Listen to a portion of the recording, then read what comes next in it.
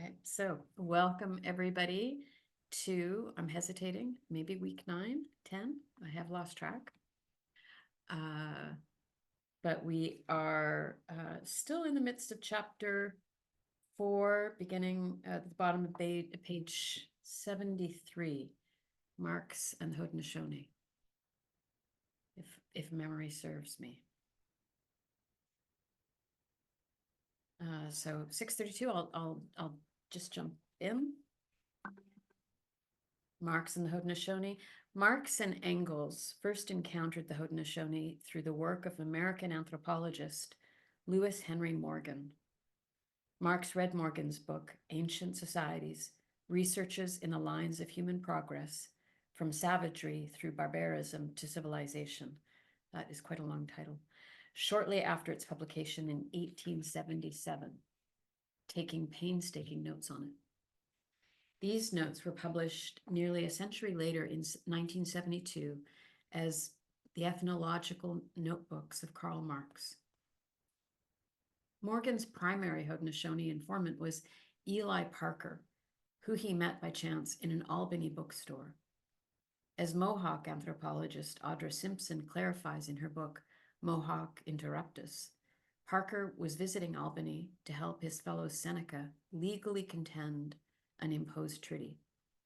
In other words, Iroquois dispossession provided the occasion for the initial dialogue. And for others, including future listeners, Haudenosaunee is their own term for the Iroquois people, their own term for themselves. After helping to defend the reserve lands of his people against further settler incursion, and after contributing significantly to Morgan's anthropological work, Parker went on to become a comrade of Ulysses S. Grant during the American Civil War. Animated by his own experiences of colonial injustice, Parker was repulsed by slavery and racism. He was present during Grant's famous meeting in Virginia with Southern General Robert E. Lee, a meeting that ended the Civil War. Parker executed his duties as a military secretary by literally writing out the terms of the South's surrender. Lewis Henry Morgan's limited perspective as a white American nationalist necessarily shaped the analysis in Ancient Societies. And Parker's significant contributions to Morgan's anthropology did not guarantee accuracy, since he was but one Seneca in the early 1800s, decades when colonization had already advanced where he lived. Despite these limitations, the depictions of pre-colonial Haudenosaunee life in Ancient Societies are not wrong. Marx's encounter was highly mediated, but also loaded with genuine learning potential. On his death in 1883, Engels took his comrade's unpublished notes on Ancient Societies and used them to write The Origin of the Family, State, and Private Property, a book that Lenin referred to after the Russian Revolution in 1919 as one of the fundamental works of modern socialism. To clarify the impact Morgan's book about the Haudenosaunee had on socialist thought, it's helpful to return to the Communist Manifesto, written 30 years private. There is a famous phrase from the manifesto that had to be changed after Marx and Engels learned about the Haudenosaunee. The history of all hitherto existing society is the history of class struggle.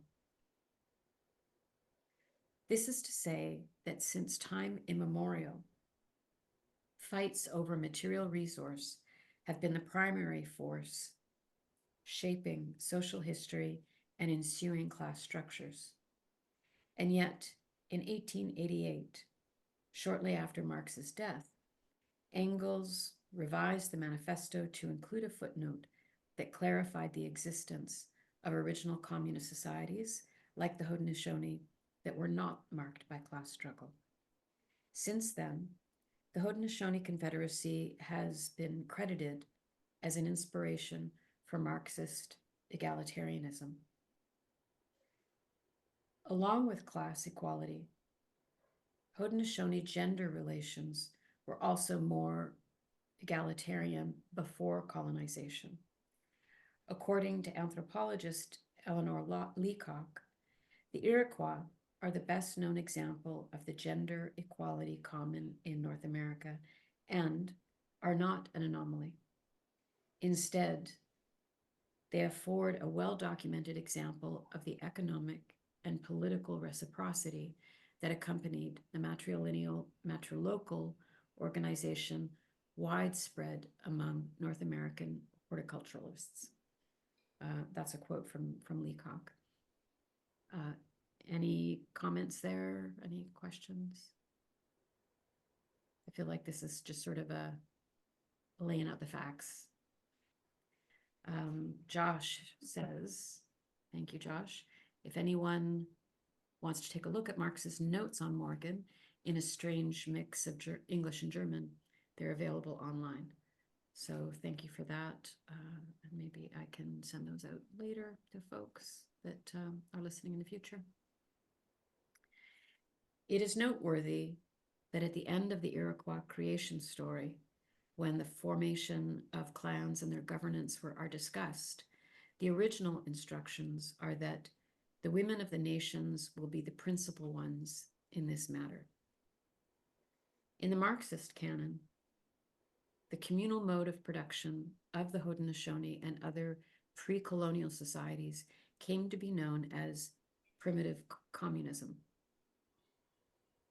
I use original communism instead of primitive communism to minimize the normative developmentalism and racism.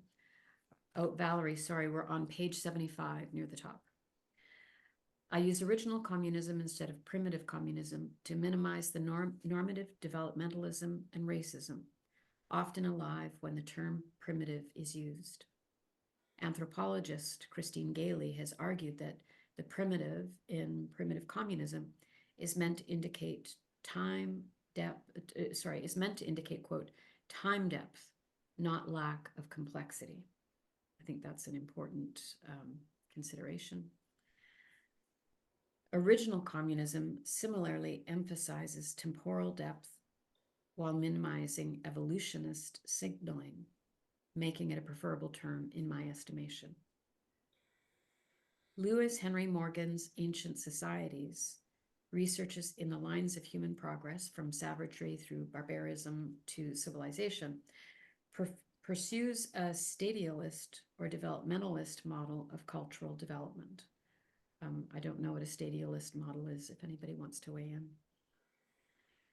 As Morgan argues, it is, quote, probably that the great epochs of human progress have been identified, more or less, I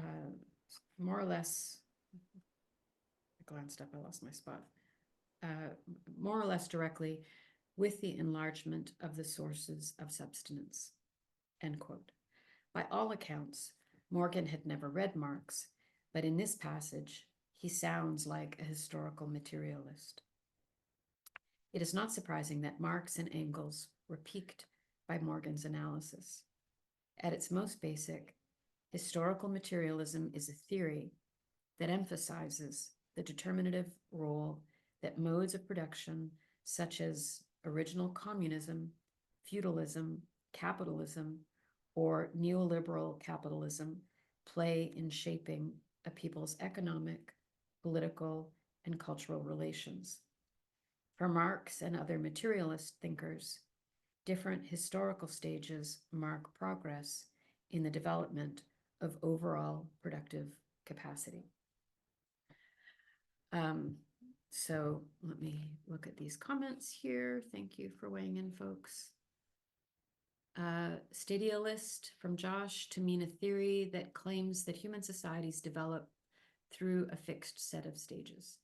And Kat has added, progressing through distinct stages of social and economic development. And there being 4 stages outlined by Adam Smith: the age of hunters, which are small groups living by hunting, fishing, and gathering. Property is communal, survival immediate, and then age of shepherds, pastoralism, which includes the domestication of animals, nomadic herding, and the emergence of wealth inequality, because herds, of course, are property. And then the age of agriculture, which is settled farming, cultivation of land, the development of villages, property rights, and more complex social structures. And then finally, the age of commerce, which I'm assuming it's meant to be linear, specialization of labor, trade markets and urbanization, and the growth of government, law, and institutions to regulate exchange. So thank you for that background information. That's very interesting.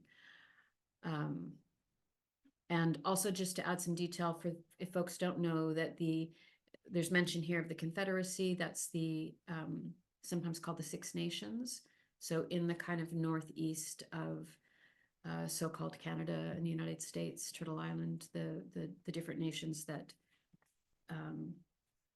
I think tried to be peaceable with each other and had accords, and sometimes called the Iroquois, or again, the Haudenosaunee. So anyone else want to weigh in, or shall I keep going? I feel like this is very political type stuff that I'm not very well versed in, so it's interesting to me, but I don't have much to add to it. Indigenous and post-colonial scholars have criticized the racist implications of the normative developmentalism, sometimes active, in the historical materialist canon. I think we see that in that list that Kat shared with us, that, you know, it's kind of, I think, with our own sort of Western thinking that things are linear and progressive, that surely we're working our way to something better as we move through that list. And that obviously is a biased point of view, and not bad or wrong, but just a particular perspective. In The Origin of the Family, for example, Engels refers to the Haudenosaunee economy as undeveloped and their worldview as, quote, childish, even as he laments their colonial domination. A number of scholars have noted, however, that in his later writings, Marx moved away from normative developmentalism.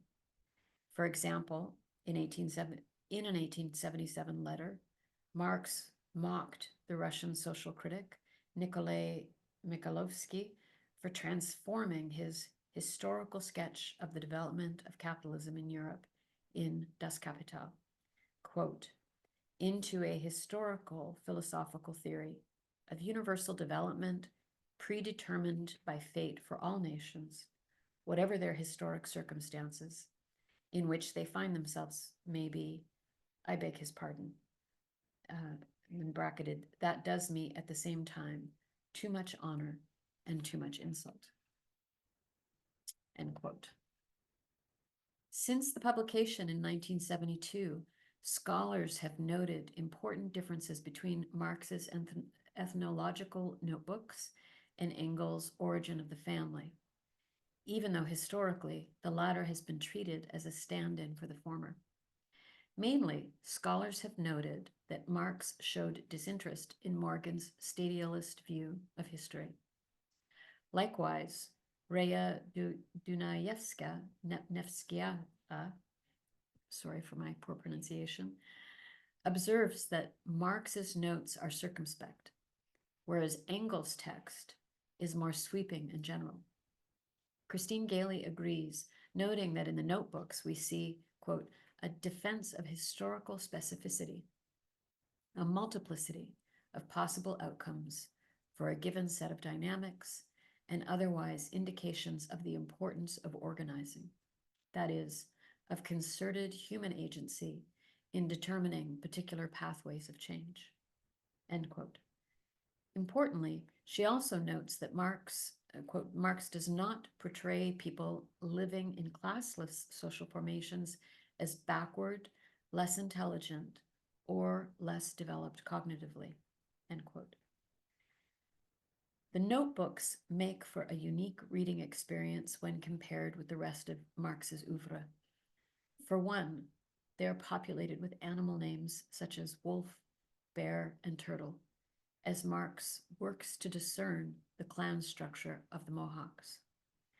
When animals appear in much of Marx's writing, such as the spiders and bees in Capital, they tend to be a foil for human exceptionalism. In the notebooks, we see an indigenous ontology enter into conversation with Euro-American critical theory, albeit in a highly mediated form. Morgan's text gave Marx a window into the workings of an actually existing classless society, and he sought to understand it in as much detail as possible. He started a path that has been largely undertaken within the Marxist world. Because the notebooks were not made available until 1972, they were never read by canonical actors such as Luxemburg, Lenin, Trotsky, Gramsci, Guevara, and Ho Chi Minh. Would Marxism have evolved differently had those notes been published sooner, and if Engels' origins hadn't been treated as equivalent? We'll never know. The Marxist subfield of dialectical anthropology has done the most to fulfill the promise of Marx's first intellectual encounter with the Haudenosaunee Confederacy and valorize indigenous liberatory knowledge. Scholars in the field include Eleanor Leacock, Stanley Diamond, Christine Gailey, Jacqueline Solway, and Richard B. Lee, whose ethnographic work with the Juhoansi in Africa formed the empirical basis for Marshall Salin's influential essay, The Original Affluent Society. Dialectical anthropology has gone further than any other Marxist current in accounting for how original communism was reproduced successfully for thousands of years, and also how it was disrupted by colonialism and the emergence of class society. So I'll stop there. There's certainly lots to say about those few pages. Two things that stand out for me are that I always appreciate the reminders that, I think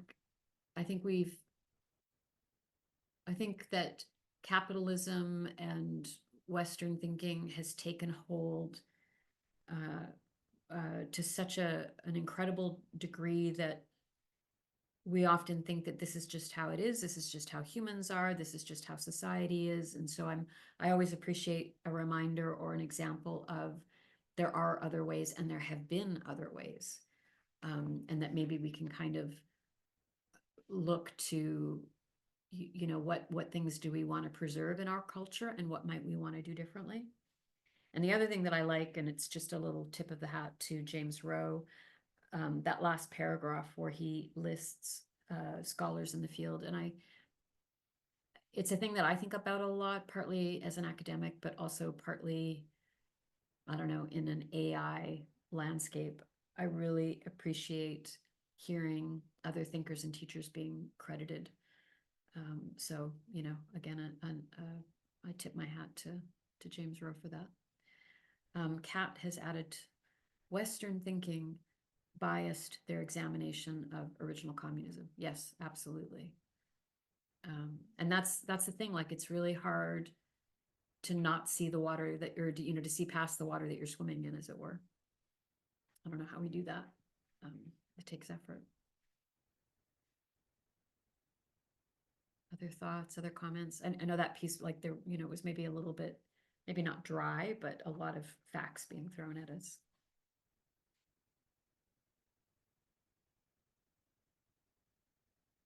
And if no reflections, does somebody want to pick it up at the bottom of 76?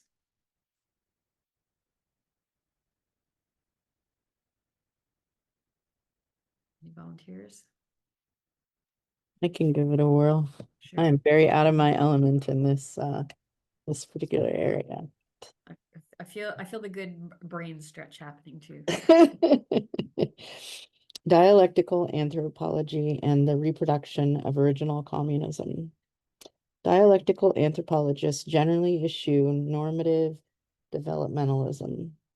We hold that the form of evolution in Marx writes, Eleanor Leacock and Christine Gailey, was not linear, stadial, inevitable, or unambiguously progressive. Dialectical anthropologists do not see communal societies such as pre-colonization Haudenosaunee as undeveloped. Instead, they engage them as founts of liberatory knowledge for socialist transformation.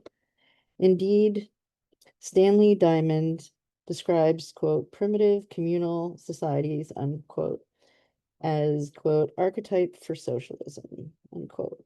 Dialectical anthropology gets its name in part from Diamond's concept of dialectical return, which references the recovery of communist life under different historical circumstances. All peoples seeking a return to communism must reconcile lessons from the past with current circumstances, hence the dialectical nature of return. Though the conditions shaping that return are quite distinct for indigenous nations and settler communities in North America. In the years since Engels edited the Communist Manifesto to reflect how Haudenosaunee. Oh, did we lose you, Valerie? I'll pick up till Valerie comes back. To reflect Haudenosaunee reality, anthropological research has posited that most human cultures share a deep history of original communism. Quote, before the rise of the state and the entrenchment of social inequality, writes Richard B. Lee, people lived for millennia in small-scale, kin-based social groups in which the core institutions of economic life included collective or common ownership of land and resources, generalized reciprocity in the distribution of food, and relatively egalitarian political relations. End quote. How was the original communism maintained throughout history? And then how was it disrupted by new modes of production, such as feudalism and capitalism? I'm just going to read Josh's message and then hand it back to you, Valerie, if you want. Josh has added, there's an interesting book on how Marx and later Marxists gradually broke free of Eurocentric presuppositions and sometimes got caught in them again. So thank you for that. actually my power's out. Can you read? I'm kind of doing a Sure. phone tapping thing, and I'm not sure how long that's going to work. Sure, no problem. Thank you. The appropriate relationship between the economic base of society and its political and cultural superstructure has been a persistent debate within Marxism. I'm thinking about that for a moment. Appropriate relationship between the economic base and political and cultural superstructure has been a persistent debate within Marxism. Okay. While dialectical anthropologists do not deny that modes of production and those who would wield economic power under any given mode have a powerful shaping force, they push back against economic reductionism and are attuned to the dynamic relationship between production, political organization, and culture. As part of their eschewal of stadialism, dialectical anthropologists focus on the role of agency, local circumstances, and effective political organization in shaping political outcomes.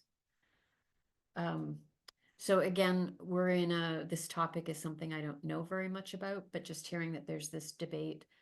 What I hear in that stadialism theory, a developmental theory, is that, I mean, it is that, it's stages, one thing moving from one to another. It does sound very linear. And if there's this, the point being made about the dynamic relationship between these different things, production, politics, political organization, culture, that is a place that I'm more familiar with if we're thinking about the fact that so many of these things, particularly social dynamics, social structures, can't be mapped out in this linear fashion because there's so much complexity within the system. One part affects another part, which affects another part. and so on and so forth. So I don't know if that's specifically the point they're making, but at a cursory glance, that would make sense to me. That, you know, there's been perhaps a simplification in some of these earlier theories. A key concept that dialectical anthropologists have developed to explain the successful reproduction of original communistic societies is leveling devices. Leveling devices name practices that redistribute material resources along with ideological sanctions against greedy aggrandizement and incentives for generous behavior. For dialectical anthropologists, both material and ideational leveling devices were integral to the social reproduction of original communism. Writing about the pre and early contact Haudenosaunee, Bruce Trigger notes how, quote, they rejected all forms of domination as a basis for their social organization. Leaders had to win public approval by exhibiting self-restraint, wisdom, and generosity, end quote. Boy, I'm just thinking how nice it would be to have leaders that exhibited self-restraint, wisdom, and generosity right now. Whew, that would be pretty good. Ritual exchanges during public feasts, major building projects, life cycle ceremonies, and community celebrations were used as material leveling devices to even out, quote, to even out disparities in the amount of goods possessed by different individuals, while enhancing the reputation of the donors and producers, end quote. Likewise, ideational leveling devices included censorious gossip directed at stingy individuals, including chiefs, if their behavior was interpreted as undermining communal welfare. I'm going to pause there and say that is fascinating to me that there were leveling devices baked into the culture. And I know I think we talked in a previous session about gift economies and how the very act of gifting something increased the inherent value of the item. And so, you know, something would be very prized and considered more valuable if it had made its way through, you know, many hands. But I also appreciate this point that it was also a way to keep relative parity within the community, that it was a practice that ensured that nobody, you know, sort of became too wealthy, too grand. And then also that it includes a way of a leveling of, maybe, should I say reputation? I don't know if you would agree with that term, but you know, that censorious gossip could be used to sort of keep folks in check. And I'll say a sidebar. This is a thing that I don't know if anybody else has thoughts on this, but I've had this conversation a fair amount with folks about how I think we've lost in our society the checks that you know, maybe we would have experienced previously, but like if you step out of line, who is it that calls you back in?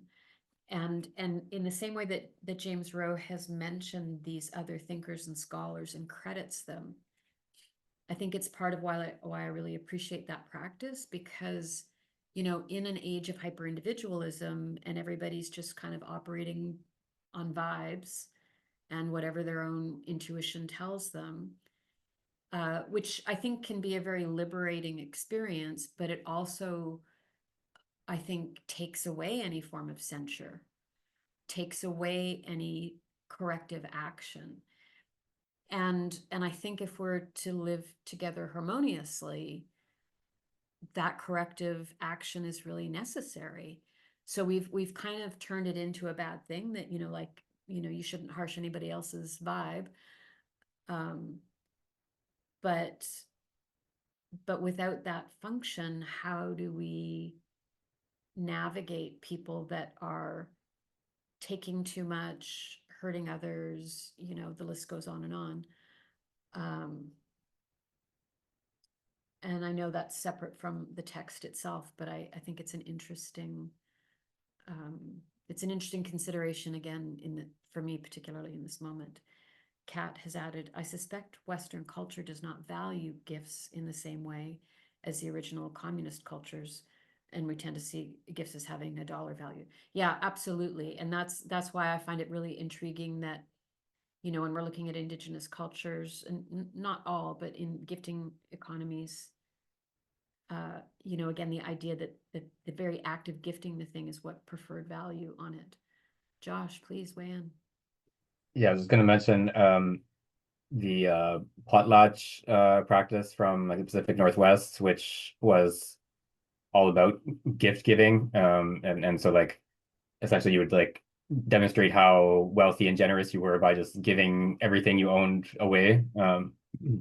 And a lot of the colonial authorities were so like scandalized by this idea of like just giving all of your possessions away that they actually banned the practice for I think around 100 years. And it was also something that like anthropologists in the early 20th century especially were like very like puzzled by and fascinated by it, and many sort of like classic texts in anthropology that look into this practice. But yeah, like it's yeah,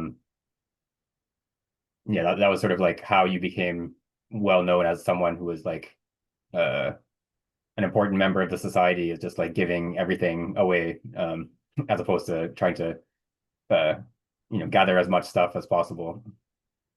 Mm-hmm. Yeah, Valerie, please. I was I was also gonna say, put my hand down here, lower hand.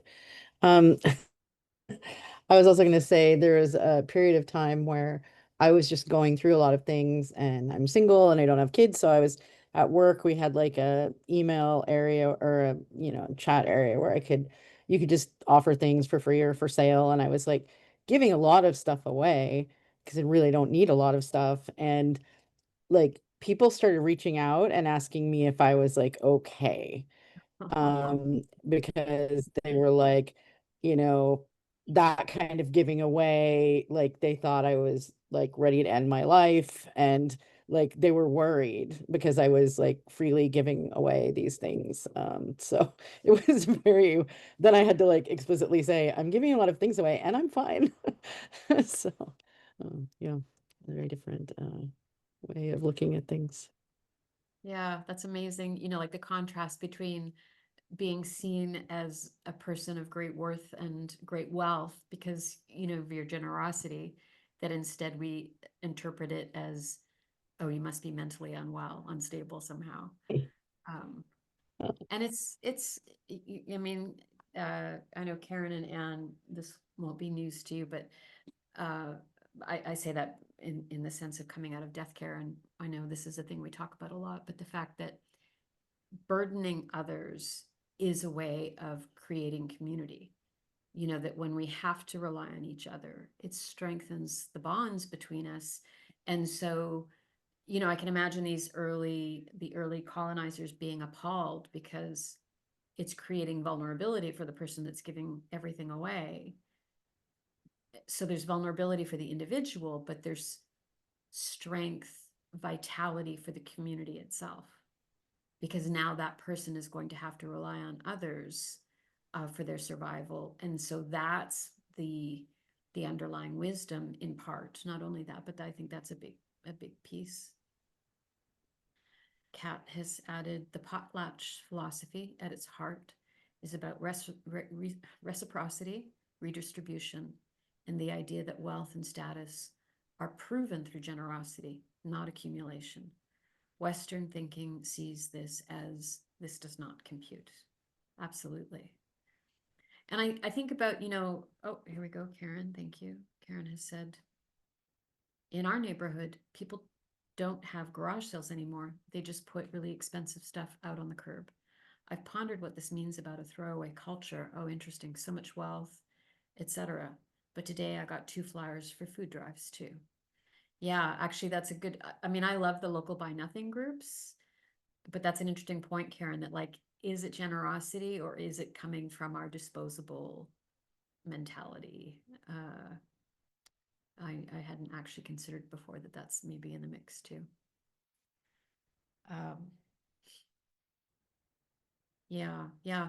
And the accumulation that ends up looking like hoarding. I sometimes think about museums and galleries, art galleries, like to think of how many works of art are in any, national gallery, of any nation that people never get to see because we have more than we can possibly put on display.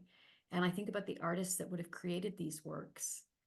And, was that their desire or intention that it's going to end up in basically a warehouse space because there's no limit to our willingness to have stuff, whether we can actually, appreciate it or not.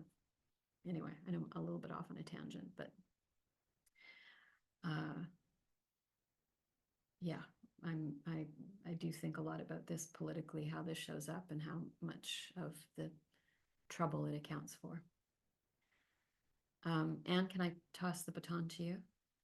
You bet, if you tell me where we are. We're at top of 78 for trigger. Oh. Yeah. Okay. For trigger, leveling devices deployed by the Haudenosaunee in the 16th and 17th centuries were correlated with a worldview that identified generosity, reciprocity, and cooperation with the life-giving forces that maintained the cosmos. Generous acts were aligned with the natural world's generous provision of food and materials and seen to support the continuation of that generosity. So how was the reproduction of original communist societies disrupted? Following their anti-developmentalist reading of Marx, one that emphasizes context and agency, dialectical anthropologists do not offer a general law or a mechanism explaining the transition from original communist to class struggle. Scholars such as Lee and Trigger emphasize the challenge of scale. When the scale of society reaches a certain point, argues Lee, egalitarian decision-making can no longer cope. Too many people with too many conflicting interests overtax the capacity of face-to-face political processes. Likewise, Trigger notes how leveling mechanisms functioned well as long as societies remained small and all the people who lived in them knew each other personally. There is no agreement, however, on when scale stressed the social reproduction of original communism. Trigger notes, for example, that leveling mechanisms functioned fine in Haudenosaunee towns with over 1,500 inhabitants and multi-community societies that were several times larger still. There is no consensus within dialectical anthropology or the larger discipline on the precise processes that drove transitions worldwide from original communism to class societies. In a survey article on anthropological accounts of inequality and its origins, the authors note that how and why inequality merged and spread has been the subject of much theoretical debate, but no consensus has been reached, and details on the mechanism of transition to inequality remain poorly understood. From the Haudenosaunee perspective, however, little theoretical debate is required. A Haudenosaunee version of Jean-Jacques Rousseau's discourse on the origins of inequality would be short. It was you guys. European colonization is the primary force that disrupted original communism and drove dispossession. Likewise, when Lee focuses on scale, when thinking about the origins of inequality in deep history, he is clear that the most frequent catalyst for class formation in the last 400 years has been capitalist colonialism. Since the Haudenosaunee were successful at reproducing original communism for thousands of years, much longer than early European societies, one would expect Marxists to have consistently and respectfully engaged with Haudenosaunee peoples to learn how, a process that could have found its beginning when Marx wrote his notebooks in the 1880s. Similarly, you'd think that Marxists would also have sought out Haudenosaunee critiques of capitalist colonialism, critiques from the perspective of a people whose not-so-distant ancestors lived outside of capitalist social relations. While dialectical anthropologists have gone further than other schools of Marxism in directly learning from indigenous communities, there's a surprising dearth of indigenous and particularly Haudenosaunee voices within the field.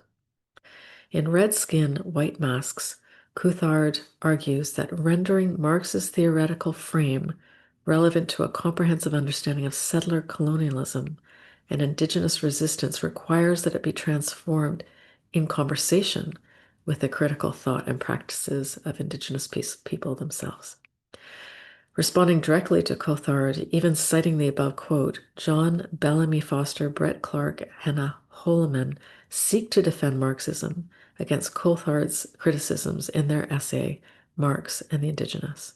But instead of pursuing Coulthard's call for Marxists to more fully engage with Indigenous praxis, Foster, Clark, and Holloman dig in, insisting that Indigenous perspectives are already internal to Marxism.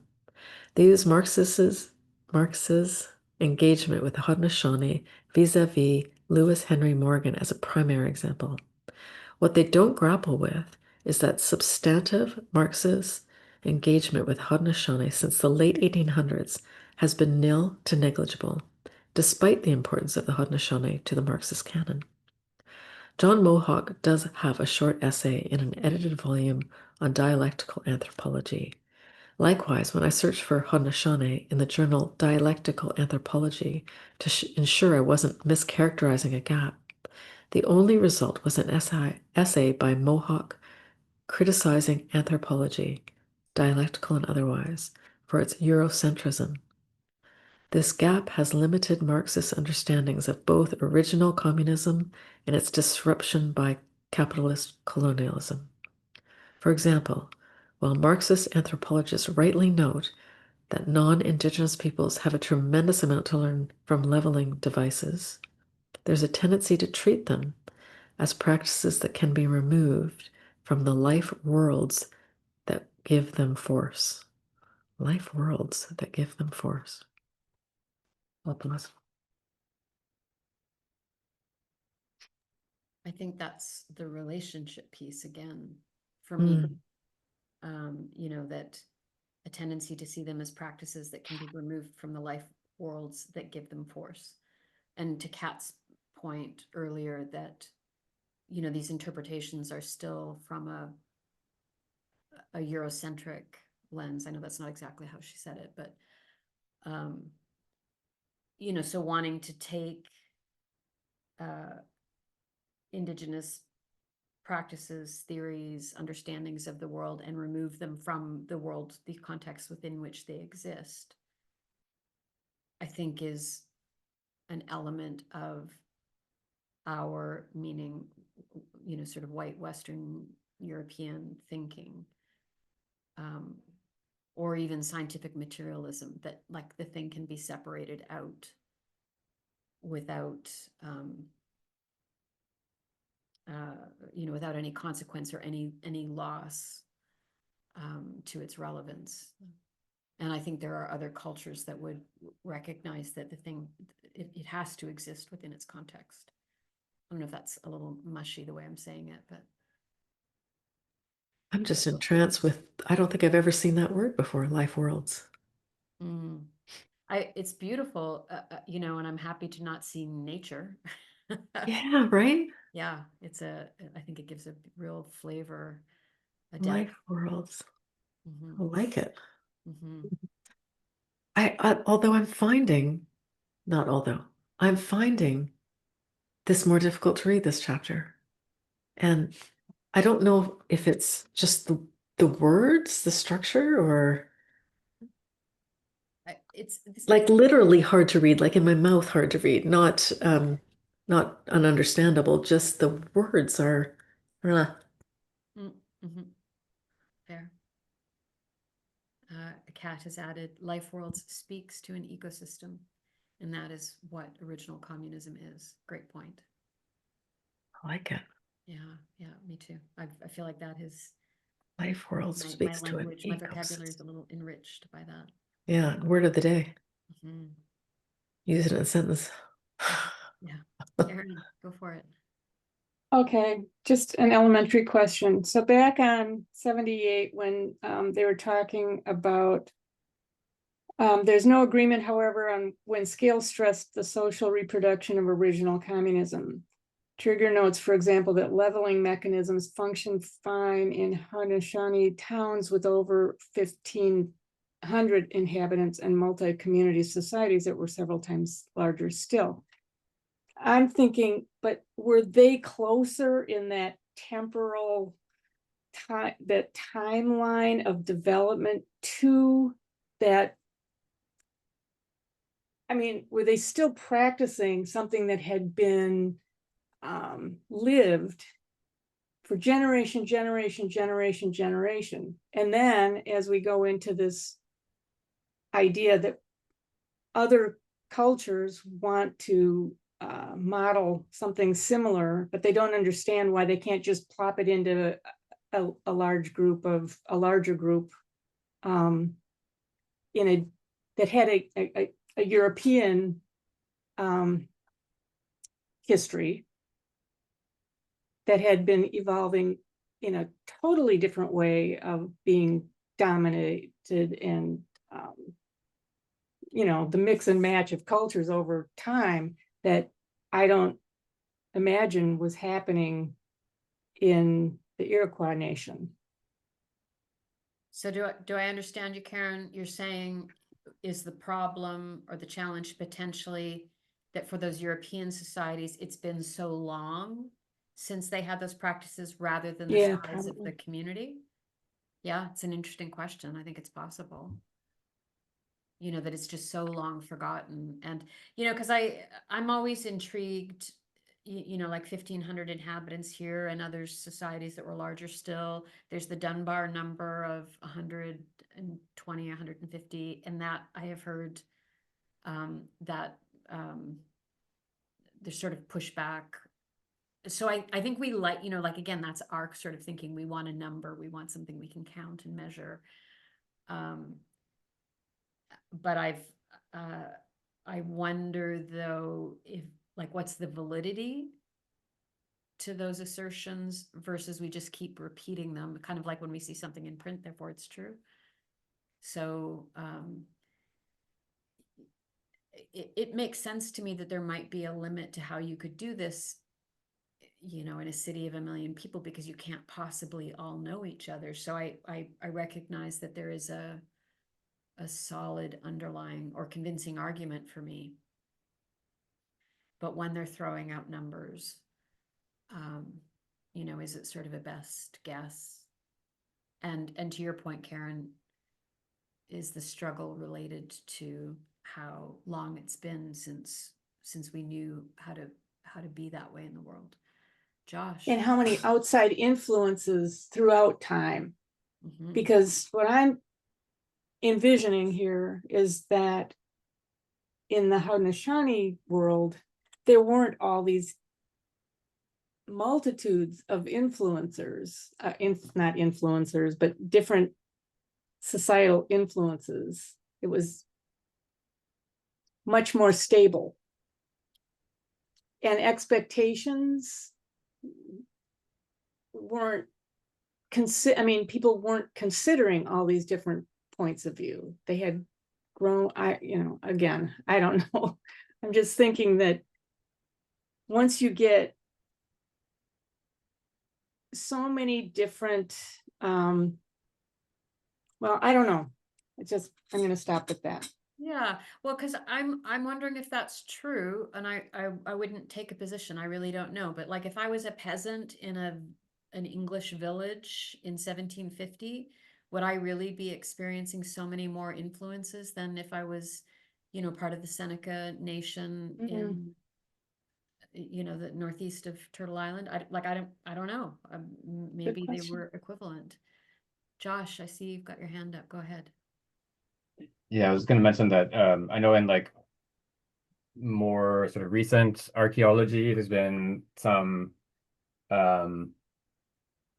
I guess suggestions that some sites that had pretty large populations were probably fairly egalitarian as well. And usually that's well, a couple of things, a couple of pieces of evidence for that is that one, you can see how people's nutrition was, like based on their, what their bones look like. You can evaluate how well fed they were, and so if you find that there are some people who are very well fed and others who are very poorly fed, then you can assume that there was some inequality in that society. And then the other thing is like how people are buried. So like if someone is buried with all kinds of jewels and ornamental goods, then you can, and other people are buried in a more simple way, then you can assume that there was like a inequality there as well.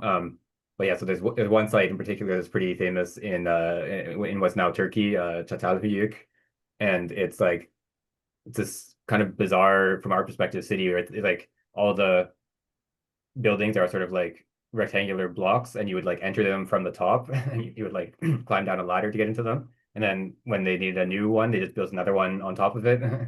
Wow. But anyway, like the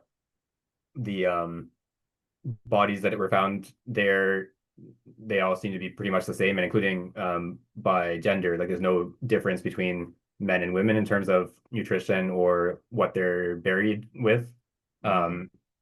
And I was just taking a look to see if I could find like the population. It seems like there's a lot of variation in the estimates, but it seems like the lowest estimates are like it would have been 600 to 800 people. And then there's higher estimates of like 5,000 to 7,000 people living there. So yeah, it does seem like if there is a upper limit, it's not 100 or 200 people. You can still have some kind of egalitarian society with at least several hundred people, and possibly several thousand people. Yeah, it makes me think of, and again, I'm on thin ice here in terms of I don't know a lot about it, but it reminds me of how we'll often say something's not possible, but really what it means is we don't want to try it. Like we can't possibly have universal basic income. We can't have a social safety net, like it'll just make people lazy. And when those practices are instituted, we see thriving communities. And so, I sometimes hear, well, fine, it works, but like as long as it's a small village of a few hundred people, and I kind of wonder, is that actually true, or is that just a way of justifying how we have set up our own society? Kat has added, Western culture's history of war, violence, and aggression suggests we never knew how to be in the abundance mindset of the original communist cultures. Yeah, for sure. And thank you, Josh has posted the about the site in Turkey that he was describing. Yeah, so fascinating.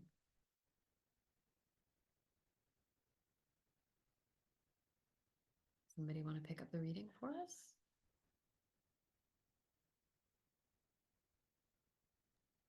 I can try to struggle through. Sure. Thank you, Karen. John Mohawk returns to the gaze. To address these limitations, I put Mohawk into a more sustained conversation with Marxism. The central difference Mohawk locates between a Haudenosaunee worldview and Euro-American ones, including Marxism, is the orientation toward nature. Uh-oh, there's your word. For Mohawk, Euro-American alienation from the more than human world, and indeed resentment toward the natural given, is a major driver of not only environmental degradation, but also other dominations such as colonial dispossession. In his book, Utopian Legacies, A History of Conquest and Oppression in the Western World, Mohawk makes the provocative argument that it is the idealistic belief in a better world that has led to conquest and oppression in the ever-expanding Western world. For Mohawk, the pursuit of the ideal has provided a stream of rationalizations that justify plunder, racism, and oppression in the name of a better future. For Mohawk, Euro-American idealism has led to the genocidal colonialization of indigenous lands and peoples, the destruction of more than human worlds, and a multitude of other violences in the metropole and the colonies.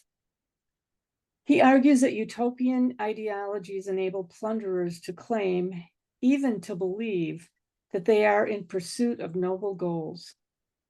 The utopian vision is the primary goal, while plunder, although attractive, is a secondary objective. It should be noted that Mohawk's use of the term idealism is distinct from Marx's. For Marx, idealism references a philosophical approach that prioritizes ideas as the driving force of historical change. For Mohawk, idealism references a utopian impulse, a fantastical desire to escape earthly finitude rooted in primary resentment toward the natural given. To confuse matters, it's likely that Marxists would categorize Mohawk's critique of Western idealism as idealist, that is to say, too focused on the determinative power of ideas. This critique misses how Mohawk's argument undoes the idealism-materialism binary, and indeed helps to reveal the idealism at the heart of Marxist materialism. Quote, or in parentheses, its dependence on questionable ideas about the material world, particularly a resentful view of nature that then fuels utopian impulses.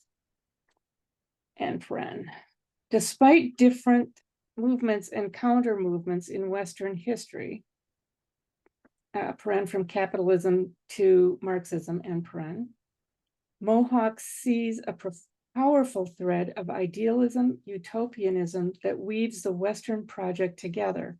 From Socratic philosophy to Christianity, from the Enlightenment to the birth of modern nationalism, capitalism, and indeed Marxism. And quote, the history of ideas in the West is dominated by a certainty that an ideal world is possible, that such a world would be in the interest of all human beings, and its conception and production will inevitably be the product of Western thought, end quote. There are two key elements in the Western idealisms Mohawk identifies and criticizes: resentment and chauvinism. Resentment can be political, such as Christian anger in the face of Roman oppression, but it can be a deeper existential resentment, a desire to escape earthly reality itself. The very notion of an ideal, according to Mohawk, is forged in resistance to the viscerality of the real.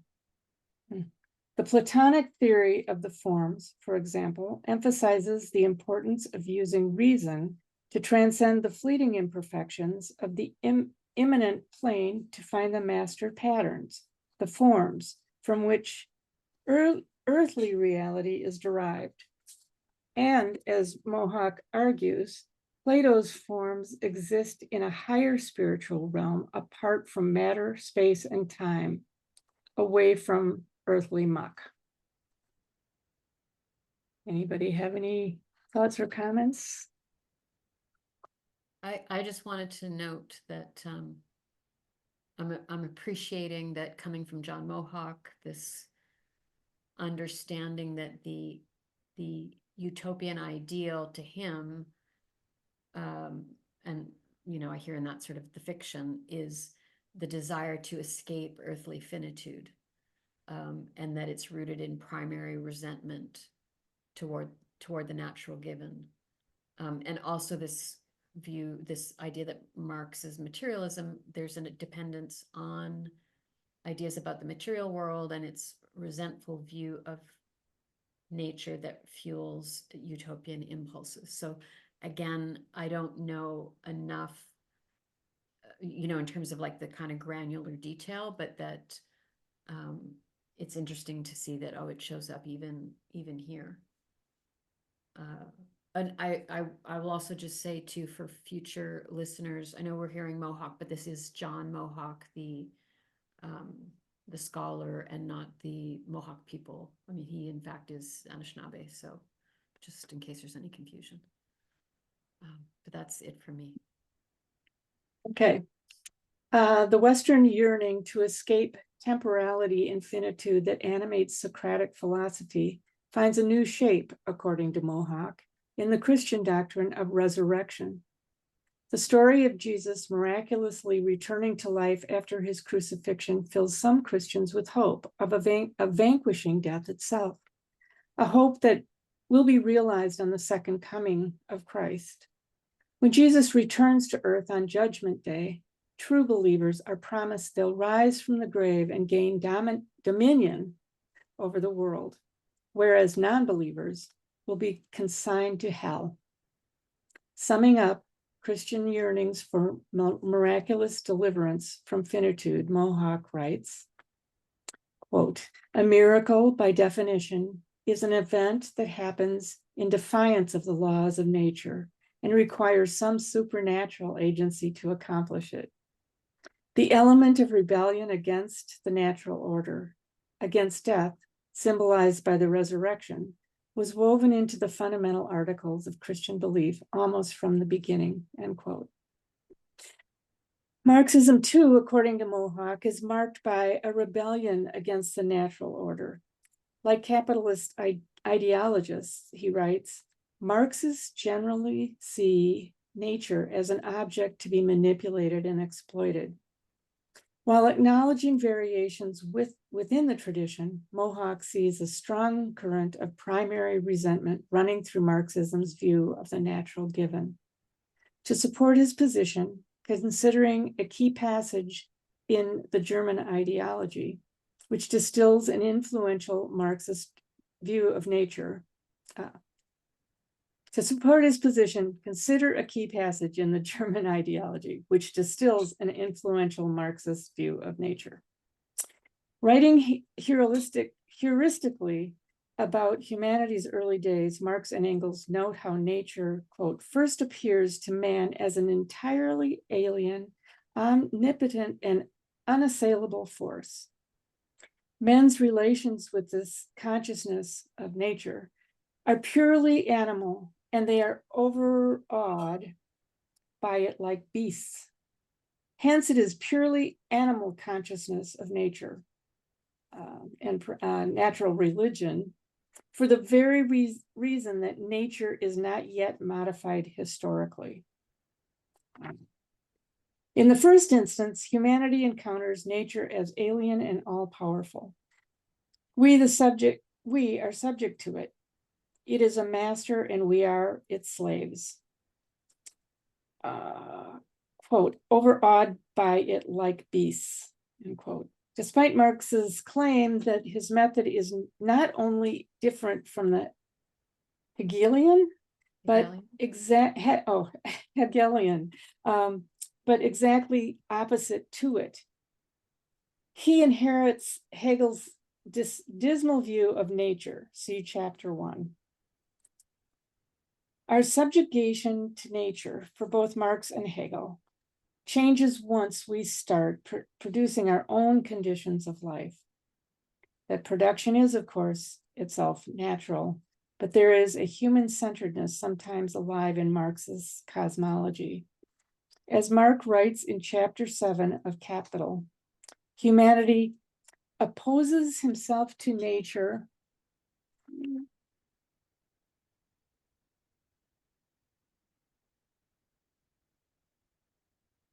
Humanity opposes himself to nature. Wait a minute. Sorry.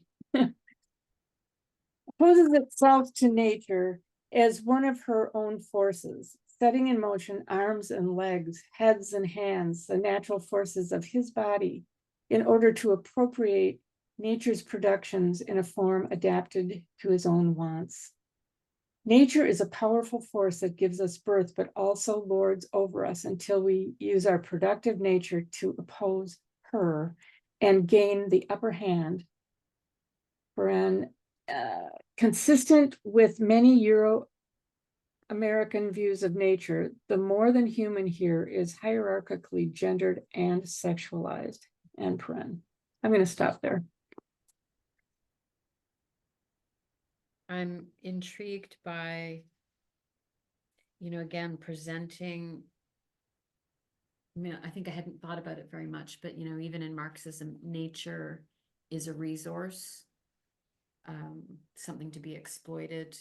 And I'm just thinking about how I think it's a good example of something that we sort of think is, well, this is just how it is, seeing ourselves in opposition to nature, and the belief that that's somehow just a truth, versus other cultures that see humans as part of the natural world, not separate from, not in opposition to, not having dominion over.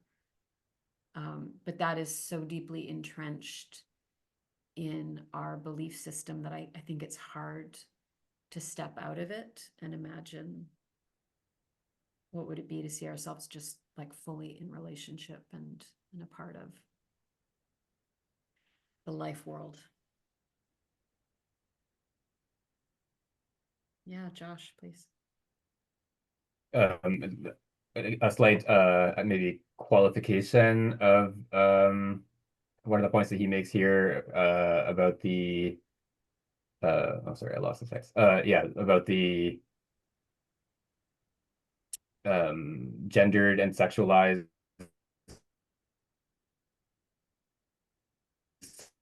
presentation of nature here. I think this is an artifact of feminine, so it would yeah, it would have a feminine pronoun. So yeah, in English, translating it with her is just sort of yeah, like you could just as well translate the same sentence and just say nature and then use it instead of her. Right. And you froze a little bit there, Josh. You're saying that relative to, are you saying that's again our view or a Marxist view? Oh, sorry. Yeah, my connection has not been great tonight. Yeah, so it is I think partly just a product of translation, a translation choice. So like in German, the word nature is a feminine noun and you refer to it using a feminine pronoun, but it doesn't necessarily like that sort of personification, I guess, that you would get from the English use of the pronoun her here is not necessarily present in German. And maybe it sort of plays a role a little bit, but yeah, like any other noun that is just grammatically feminine, you would use the same pronoun. So yeah, it's partly just a question of translation. So I think it sounds more sort of personified, and then with the gendered and sexualized sort of presentation in the English translation than it would in German. Gotcha. That's helpful to know.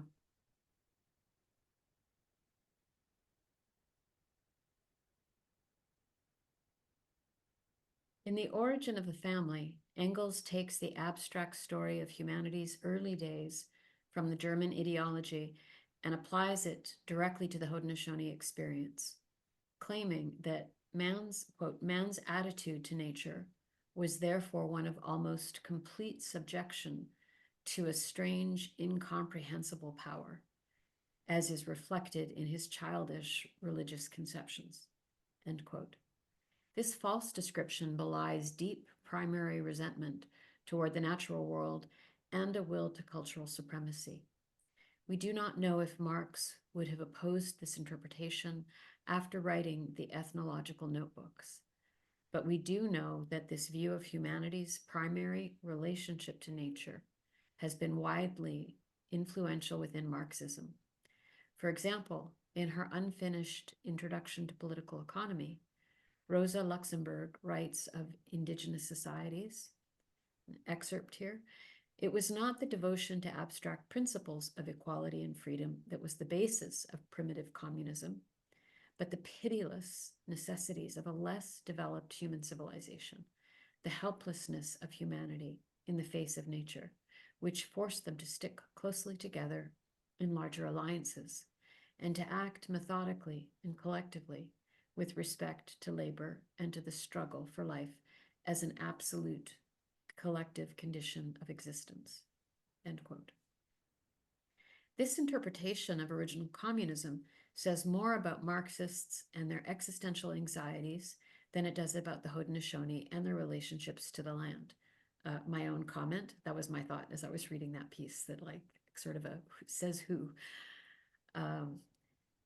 Back to Rowe.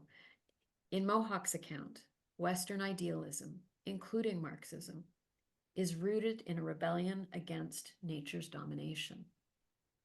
Likewise, for Oseti Sakoan scholar Vine Deloria Jr., Marxism is, quote, Western, oh gosh, woof. Marxism is Western religion dressed in economistic clothing. Sorry, let me say that again. Western religion dressed in economistic clothing. It accepts uncritically and ahistorically the worldview generated by some ancient Western trauma that our species is alienated from nature and then offers but another version of messianism as a solution to this artificial problem. That feels like an incredible burn. Kat has added, in Haudenosaunee tradition, nature is not a resource to be exploited. Nature is a living network of relatives to whom humans owe respect, gratitude, and responsibility. Absolutely. Their beliefs emphasize reciprocity, stewardship, and balance with the natural world. This is a foundational belief. I absolutely agree. And this is kind of the point about like, can we break out of, you know, like those really original stories that, you know, I think we're just not even aware of how we experience the world and how much is driven by these beliefs. And Karen has added, and we don't see that destroying nature is therefore destroying ourselves. How can this be a solution? Indeed. Yeah, I love this comment from Deloria. According to Mohawk, adherence to the ideal, to the utopian future, whether in Christianity or Marxism, offers deliverance from existential fear, resentment, and belittlement. But importantly, it also provides an immediate experience of power. To know the answer to the ills of the world is to be of the elect, the chosen. For Mohawk, a key reason for the popularity of utopian movements from Christianity through to nationalism and onto Marxism, quote, is that they exalt the importance of the group, praise their imagined superior qualities and future prospects, and urge that, relative to other peoples, they are special and more deserving. This pattern of self-aggrandizement has often proven popular and energizing, end quote. Ego, yes, Kat. I'm really feeling like, ooh, there's some, now we're into some fire here. Both that Marxism is just repackaged Western religion, and likewise, this idea that anything that elevates the human as being the most important, most special is very appealing to us. Belittled in the face of the existential real and empowered by the promises of the ideal, resentment can easily turn toward chauvinism. And when convinced of the righteousness of goals, actions to be taken to achieve them, no matter how destructive to other life worlds, can be justified as progress. Mohawk's argument makes sense of the normative developmentalism that has had support across the Euro-American political spectrum, including among Marxists. While he moved away from this position, Marx has often been criticized for praising the progressive force of colonization in India, demonstrating the ongoing effects of Marx's earlier stagism. Samuel Rose has argued, in the pages of the journal Dialectical Anthropology no less, that the work of indigenous resurgent scholars such as Coulthard romanticizes and exoticizes the indigenous past and present. Recall that for Mohawk, the basic contradiction animating Euro-American history, including Marxist history, is resentment toward the natural world. In his essay, Western Peoples, Natural Peoples, Roots of Anxiety, Mohawk explores a deep existential unease that pervades Western culture. He notes how Euro-American anxiety has multiple roots, but that, quote, the sense of utter dependency toward, end quote, toward the more than human world is a primary cause. Yeah, I feel that, our own vulnerability being a primary cause. Feeling belittled by our primary relationship with nature, we can easily compensate with aggrandizement, with bids for supremacy. Mohawk is careful to clarify that existential anxiety itself is not the problem. It is a normal human emotion, an earthly inheritance. The problem is cultural orientations that produce chronic existential unease and their accompanying symptoms, such as compensatory wills to supremacy. Quote, the disease is not the anxiety, Mohawk writes. The disease is the culture itself, and the diseased have to look to other cultures to find the cures, end quote. In a lecture he gave at the Rowe Center for New Economics, Mohawk references indigenous nations and Buddhist communities worldwide as exemplars of cultures that produce less existential anxiety among their members, thus resulting in fewer destructive tendencies. For him, these are, quote, adjusted people who are not destroying their environment, who are in fact celebrating their environment because they aren't engaged in utopian thinking, end quote. Mohawk not only contributes a powerful account of the affective forces contributing to Euro-American dominations from human supremacy to white supremacy, he also deepens our understanding of how the Haudenosaunee were able to reproduce original communism before colonization. As noted above, dialectical anthropologists have tended to treat leveling devices separately from the total life worlds that give them force.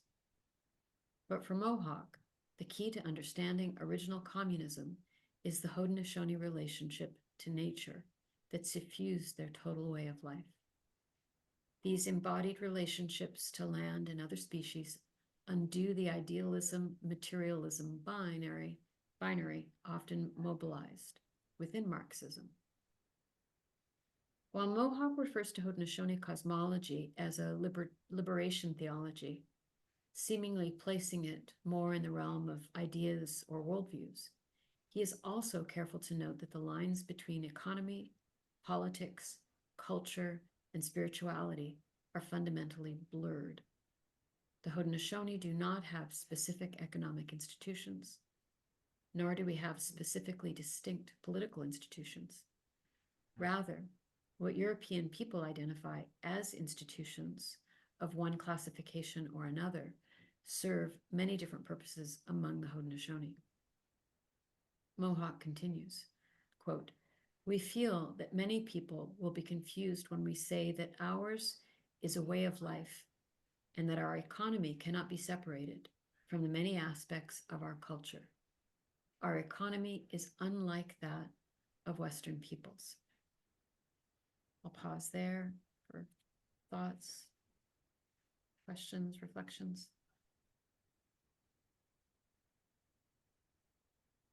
I certainly feel this chapter is quite heady.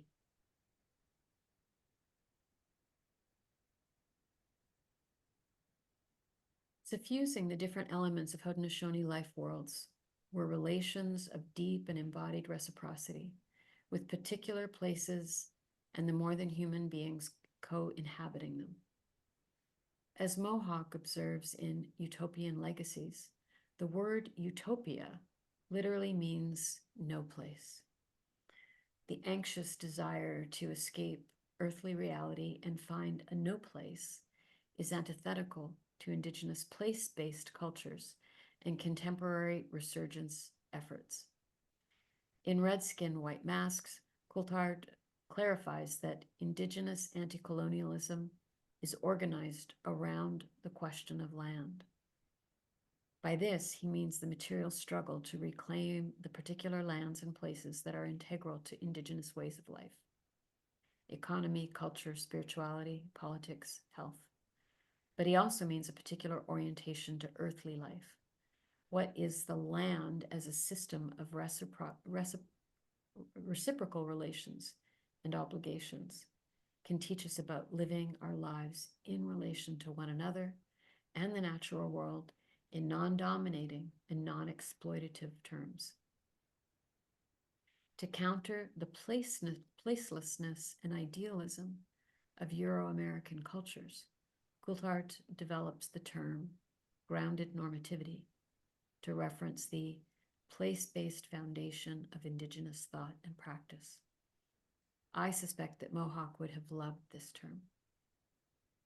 A vital lesson learned from the land, one integral to many grounded normativities, is that the earth is a fundamentally generous and reciprocal place, despite the inevitable challenges that life brings, such as old age, sickness, and death. In his essay, All Children of Mother Earth, Mohawk observes, quote, "The oak tree gives of its oxygen that the rabbit may breathe, and the rabbit gives of its flesh that the fox may live. And the fox, in death, returns to the earth from which the grasses feed, and the grass gives of its flesh that the rabbit may live. All things in their real ways support life." End quote.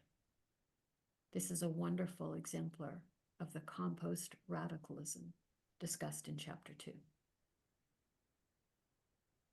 Pause again, just to make sure everybody's okay still. Anybody want to pick up the reading?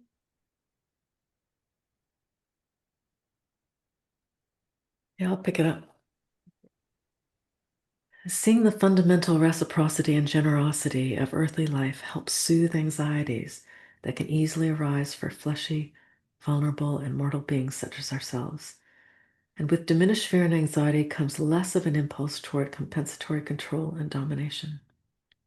In other words, affirmative relationships with the natural world give and help lay the effective groundwork for original communism. One second, I just want to underline something. As many Indigenous scholars emphasize, cultivating an ethos of affirmation and gratitude toward earthly life takes work and practice. It doesn't necessarily emerge by itself, even in societies organized around a bush mode of production. For example, Mohawk shares how the origins of the Haudenosaunee Thanksgiving address point to the dangers of taking earthly life for granted and becoming resentful. Among the Iroquois myths is a story of human beings becoming forgetful of their obligations for the great good fortune of the gift of life. When this happened, unhappiness, misfortune, and ennui befell them.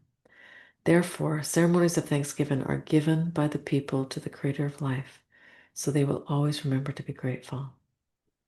The Thanksgiving address is used to open and close Haudenosaunee gatherings. It includes specific words of thanks for people, the earth, the waters, fish, plants, food, plants, medicine plants, animals, trees, birds, the four winds, thunder beings, the sun, the moon, the stars, wisdom keepers, and the Creator. The Thanksgiving address represents a recurring decision on behalf of the Haudenosaunee to trust in the generosity and abundance of earthly life. In her book, Braiding Sweetgrass, Potawatomi scholar Robin Kimmerer notes how practices of gratitude, such as Thanksgiving address, nurtured a non-resentful relationship with the more than human world that in turn informed generative land-caring practices that promoted the flourishing of life in manifold forms. She recounts how early colonizers were stunned by the ecological richness they encountered on Turtle Island, attributing the abundance to natural providence. For Kimmerer, they did not understand how indigenous land care practices might contribute to the wealth they encountered. Similarly, Mohawk describes the almost unimaginable abundance of pre-colonization ecologies, where the rivers teemed with fish and the forest and meadows abounded with game. For both Kimmerer and Mohawk, indigenous worldviews that emphasize gratitude and appreciation helped to inform land-caring practices that resulted in ecological or material abundance. In other words, an affirmative relationship with nature helped to lay not only the effective groundwork, but also the material groundwork for original communism. The absence of the Haudenosaunee relationship to the land from Marxist accounts of original communism can partly be explained by the historical materialist method, which privileges relations of production over worldviews when making sense of political outcomes. But this is not the whole picture. Even dialectical anthropologists, who are more attuned to the role of culture in social transformation, overlook the centrality of the Haudenosaunee grounded normativities when explaining original communism. Perhaps a deeper reason for this oversight is a mismatch between Marxist and Haudenosaunee ideas about nature. For Mohawk, Marxism remains animated by the most basic contradiction, a resentful orientation toward the natural given.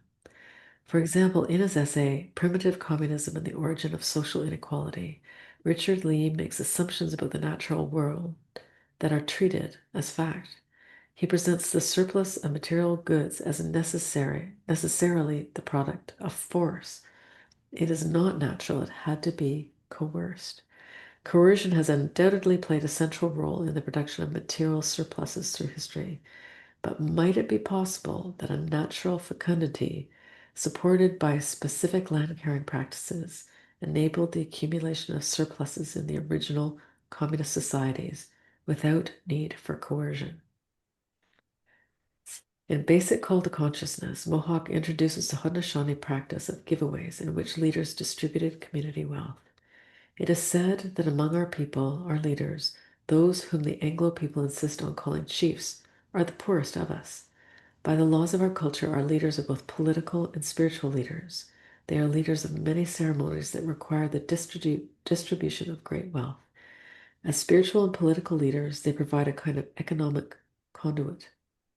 To become a political leader, a person is required to be a spiritual leader, and to become a spiritual leader, a person must be extraordinarily generous in terms of material goods.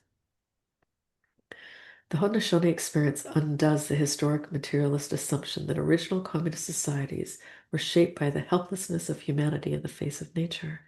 What Engels derided as childish views of nature are instead part of a way of life or general economy that actively cultivates gratitude for the richness of earthly life.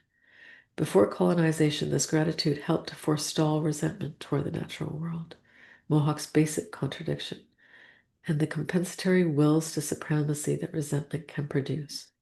The cultivation of earthly gratitude also informed land management practices that supported material abundance, surpluses achieved with minimal coercion and then distributed in giveaways. Ours was a wealthy society, writes Mohawk. No one suffered from want. All had the right to food, clothing, and shelter. All shared in the bounty of the spiritual ceremonies of the natural world. By overlooking the importance of cultivating what Kimmerer calls cultures of gratitude, Marxism has missed an important, effective, and material building block for more egalitarian social relations. This oversight has reduced Marxism's capacity to materialize classless society. Likewise, this gap has probably also fueled the supremacist thinking that has weakened Marxist movements, such as the bias that diverted attention away from the Haudenosaunee perspectives, despite their success in maintaining original communism until colonial disruption.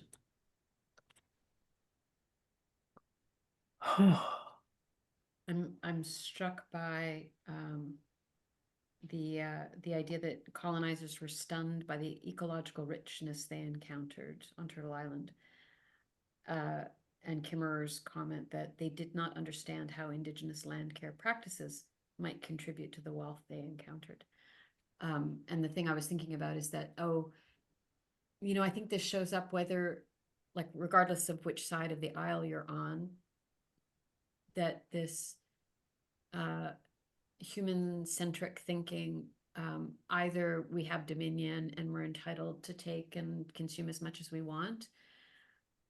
But I find the reverse shows up as, this sort of self-loathing, humans as parasites, that also to me is very unhelpful. And it's still making like humans special somehow, instead of seeing us as part of a whole, part like a symbiotic relationship that we can have with nature, that we can enhance the place that feeds us, and that we're not just consumers. But that requires stepping out of this worldview that again, I think the dominant culture has. Kat has added, just thinking about industrial agriculture's emphasis on monocropping, denying the strengths and benefits of diversity. And I think that's a great point. I mean, we know research has shown us that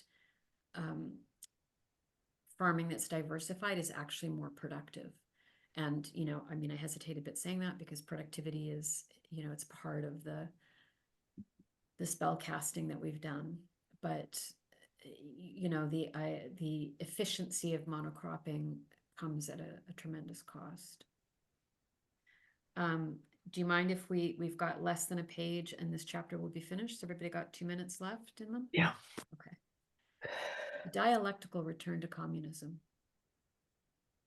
We don't know how Marxism would have developed differently had the promise of ethnological notebooks been pursued with respectful and consistent efforts over the past century.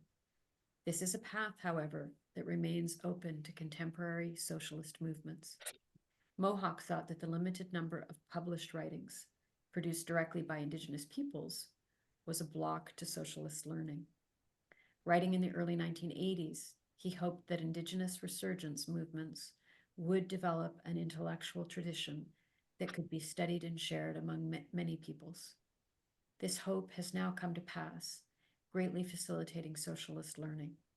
As Mohawk concluded in a short essay on Marxism, quote, "There's nothing in the annals of history to prove that Marxists cannot acquire some kind of spiritual awareness, even if it is not religion, and that Native peoples cannot develop or adopt forms of acceptable technologies that meet their needs in the context of their current realities," end quote. Mohawk is describing the possibility of a dialectical return to communism for both Indigenous and non-Indigenous peoples. Given the distinct histories and contemporary realities for Indigenous and settler peoples in settler colonial contexts, dialectical return will look quite different. The solidarity that settler socialists are increasingly showing for Indigenous land defenders on Turtle Island, from Standing Rock to the Unistoten camp, is, however, a hopeful sign that the learning Mohawk hoped for might still come to pass.